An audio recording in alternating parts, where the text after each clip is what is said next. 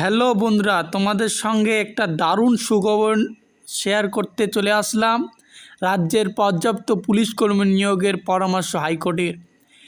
এই সময় news paper একটা পোর্টাল আছে, সেখানে এই খবরটি উঠে এসেছে।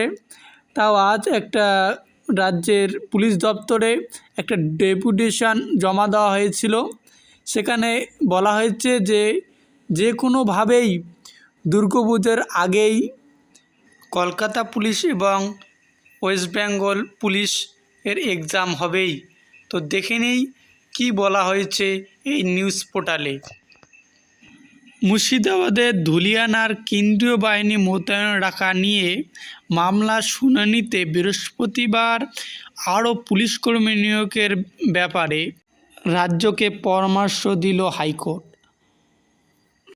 জাফরাবাদের দুজন মৃত্যুর ঘটনার প্রসঙ্গে রাজ্যের আইনজীবীর উদ্দেশ্যে বিচারপতি সৌমেন সেনের মন্তব্য, এখন সময় এসেছে পর্যাপ্ত পুলিশকর্মী নিয়োগের। প্রতি জেলায় পুলিশকর্মীর সংখ্যা কম, মুর্শিদাবাদেও পুলিশের সংখ্যা অনেক কম। আদালত মনে করেছে যদি পর্যাপ্ত সংখ্যার পুলিশকর্মী থাকতো তাহলে হয়তো ধুলিয়ানার পরিস্থিতি নিয়ন্ত্রণ আনা সম্ভব হতো।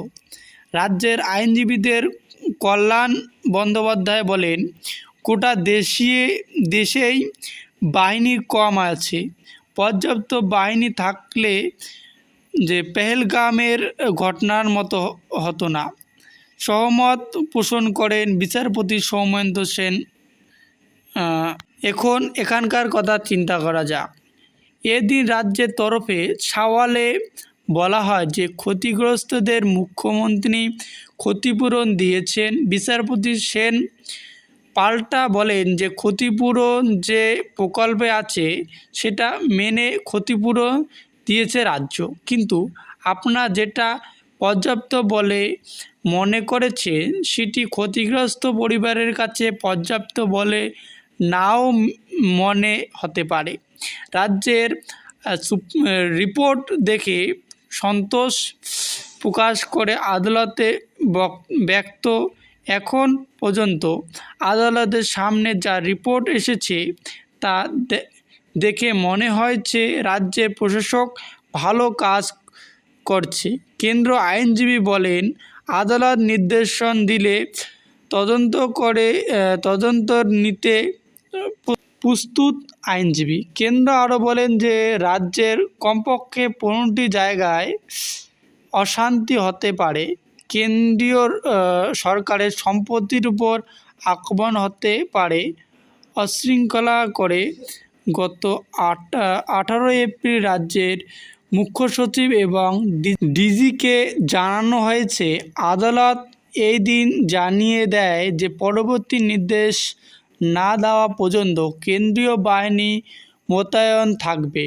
31শে জুলাই পরবর্তী শুনানি।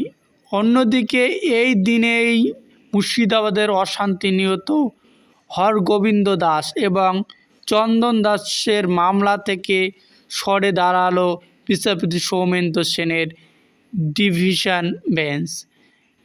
যেহেতু পুলিশ নিয়ন্ত্রণ এবং অতিশয়োক্তার অভিযোগ দায়ের হওয়া মামলা শুনানির জন্য নির্দিষ্ট বেঞ্চ রয়েছে, তাই মামলা ছাড়লে ডিভিশন বেঞ্চ যদিও এর আগেই মামলা থেকে সরে দাঁড়ান পুলিশ নিয়ন্ত্রণ এবং অতিশয়োক্ততার মামলার বিচারের দায়িত্বে থাকা বিচারপতি তীর্থশঙ্কর ঘোষ।